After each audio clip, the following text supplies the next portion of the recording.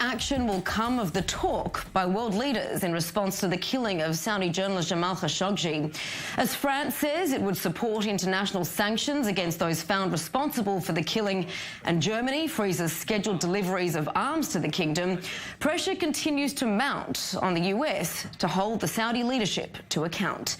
CIA Director Gina Haspel has reportedly listened to that audio recording capturing Khashoggi's killing during a visit to Turkey earlier this week. President Trump, for his part, calling the incident the worst cover-up ever. Secretary of State Mike Pompeo saying the US is, quote, taking appropriate actions against Saudi Arabia, including revoking visas, as well as weighing sanctions designed to target human rights violators. Now, the dissident Saudi journalist Khashoggi was killed on October 2nd after entering the country's embassy in Istanbul. Saudi Crown Prince Mohammed bin Salman spoke on the phone with Turkey's Recep Tayyip Erdogan Wednesday for the first time since the incident. Then, speaking at a business forum in Riyadh, boycotted by a number of political and corporate leaders, MBS saying the two countries will work together to discover the truth behind Khashoggi's killing, but that the incident would not drive a wedge between the kingdom and Turkey. It is a heinous crime that cannot be justified. Undoubtedly, the cooperation today between the Saudi and Turkish government is unique, and we know that many are trying to use this painful thing to drive a wedge between Saudi Arabia and Turkey. I would like to send a message. They will not be able to do that as long as there is a king called King Salman Abdulaziz and a crown prince called Mohammed bin Salman in Saudi Arabia. Meantime, Turkey's foreign minister today saying the country has no intention of taking Khashoggi's case to the international court, but would share information if the court launched its own investigation.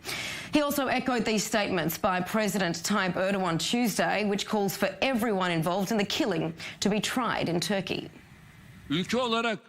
As a nation, we are determined not to allow the murder to be covered up and all those responsible not to evade justice, from those who gave the order to those who executed it. This is not only for the deceased Jamal Khashoggi, who was the victim of a brutal murder within our country's borders. At the same time, it's the responsibility of the international public, law, and justice. All of Turkey's efforts are for the justice to be served.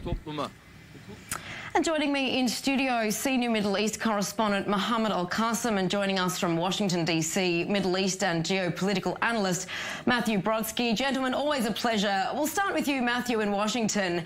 If Gina Haspel has heard the audio recordings that are believed to capture this killing of Khashoggi, this, of course, puts the responsibility onto the United States to hold the Saudi leadership to account. So how far could they take this, of course, without hurting its own interests with the Saudis? Well, right. See, and that's the key right there. There are those, of course, who are on the left who have been advocating very much that we just sever our bilateral relationship with Saudi Arabia. But, of course, they also want us back in the Iran deal. So working with Saudi Arabia as though it's the cornerstone of part of our regional policy and to be with them in their 2030 reform plan, they are against that. So this would fit within that narrative. On the opposite extreme, of course, there are the Republicans who believe that there is membership has its benefits. In other words, this didn't happen to an American citizen. It didn't happen on American soil, and it happened on a third country's consulate. So it's not America's responsibility. What I think we're going to end up doing is to work on a humanitarian pushback, and that means using the Magnitsky Act to target specific people within the royal family or those who are involved directly in this horrible act. And, of course, we've used the Magnitsky Act to go after the Justice and Interior Minister of Turkey for holding Pastor Brunson previously. So there is some history in this. And by doing so, what we're doing then is to keep the focus on the humanitarian issue, which is what this is, without actually trashing our entire alliance, which is still important. All right, Mohammed, your response to that? Well, the U.S. must take a position and a clear moral position here. And it's not good for the U.S. to look as if it's using double standards here. The U.S. doesn't deal the same way with North Korea or even with the Iranian government. If there was an American or British or any other national who is being held or even went through the same thing that Mr. Jamal Khashoggi went through, which is being killed in a heinous crime.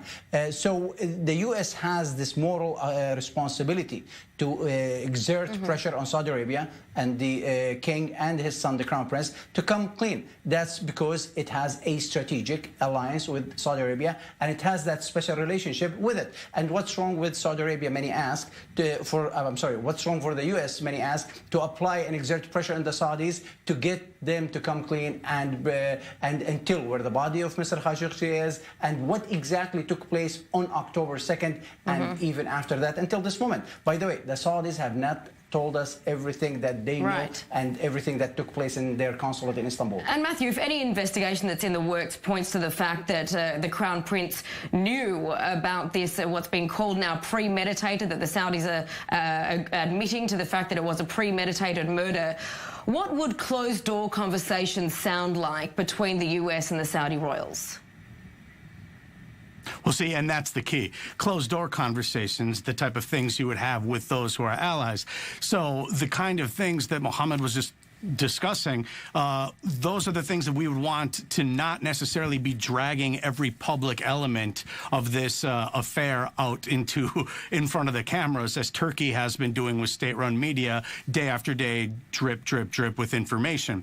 So I think the kind of conversation essentially begins with the United States saying, if you're Trump, you're going to say, never put me in this position again. What are you thinking? There will be astronomical consequences, number one.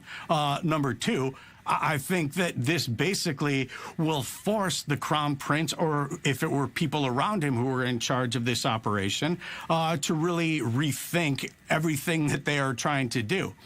The thing, though, of course, is that the Trump administration is still buying in to the 2030 reform plan for a lot of America's strategic interest going forward in the region. So they still want to see the Saudis calibrate the way that they're pursuing that. And this, of course, is just purely beyond the pale. But that's, again, the kind of discussion that we're going to have to probably lay out the sticks as opposed to the carrots right behind the scenes and let them know. Now, Turkey, Mohammad, is saying it won't take this evidence, it won't take the case to an international court, but will provide the evidence. Of course, we know this audio recording is circulating between top officials. The Crown Prince is saying that under no circumstances will this incident drive a wedge between the two countries. What's the future of Crown Prince Mohammed bin Salman in all of this if it does go to an international court and he is implicated? First of all, this is great news for the Crown Prince because Turkey is actually being very diplomatic with Saudi Arabia, and both countries haven't had the nice and great relationship. They've been at odds, even though they're both Sunni Muslim majority countries, but they're not on the same page. And today, for the Turkish foreign minister to come out saying that they won't take the case to the International Criminal Court, that's good news for the Crown Prince and for Saudi Arabia. It sounds that the Turks want to work and coordinate and cooperate with the Saudis. They don't want to embarrass the Saudi government. Apparently, they want something out of it. No one is saying it, just like the United States and with President Trump saying it publicly that Saudi Arabia is an important economic and financial partner, as well as a strategic partner in trying to contain the influence of Iran. Now, what's the future of Crown Prince Mohammed bin Salman? He is definitely weakened by this. It's going to take many years before he regained the credibility that he had before, or even the type of the relationship he had or he has with the U.S.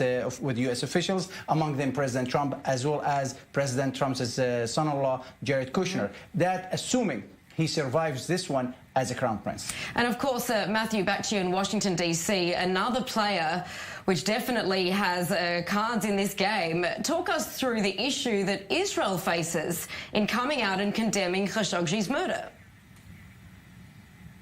Well, Israel's in a difficult position because if it wasn't America's responsibility, if anyone thought that, to say anything or have a response, it certainly isn't then Israel's, who has nothing to do with any part of this. Now, of course, it is balancing its quiet, much more improved relations with Saudi Arabia, which is a part of the larger Trump-led coalition to push back against Iran.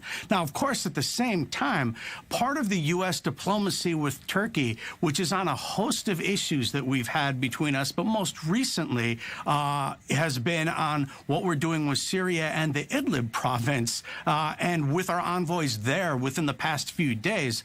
About a month ago, the Turkish newspapers were saying that there is the possibility of a rapprochement with Israel.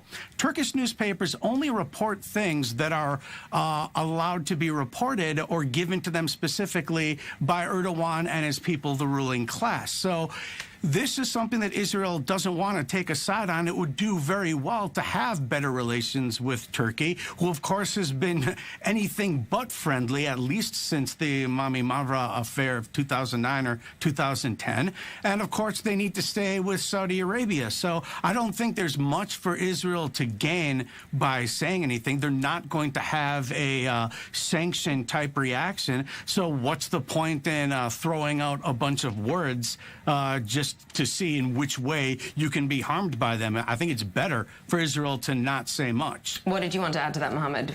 But the Palestinians on the other side are extremely happy, even though they're not showing it. And in fact, President Mahmoud Abbas came out in support of Saudi Arabia. Why they're happy? Because Crown Prince Mohammed bin Salman was the point man, or is the point man, for President Trump and his son-in-law Jared Kushner, who's in charge of the Middle East conflict or peace plan. And for with the weakening Crown Prince Mohammed bin Salman, that means for the time being we may not see the original plan or blueprint of the so-called deal of the century. Maybe we'll see the French plan, which they've threatened to come out with, apparently. But looking at countries that actually are taking actions, the UK, Germany, France, we've known about human rights violations that have been approved by Crown Prince Mohammed bin Salman happening in Saudi Arabia. We've also seen the impact of the Saudi role in Yemen. Why is this the incident that has now seen world leaders take a stand? Because it was done in a consulate, a diplomatic mission, in public. Everyone was watching it. It played out on camera, on cameras, as if we were watching a TV movie. This is something that everyone connected with. And let's not forget that, Mr. Khashoggi was also a person who was always on camera. He spoke to almost every outlet out there. He appealed in a moderate way to all people, saying that Saudi Arabia deserves to be free and the Saudi people deserve to have freedom of expression. But he did it in a nice way. And again, having him, being someone who was always on TV, always speaking out, writing for the Washington Post, and playing out on cameras, that's why he caught the attention of everyone, and that's why this case resonated with everyone almost. All right, just briefly to close us out, Matthew, what's the impact here when it comes to arms sales and what this means for how Saudi Arabia then engages in the region?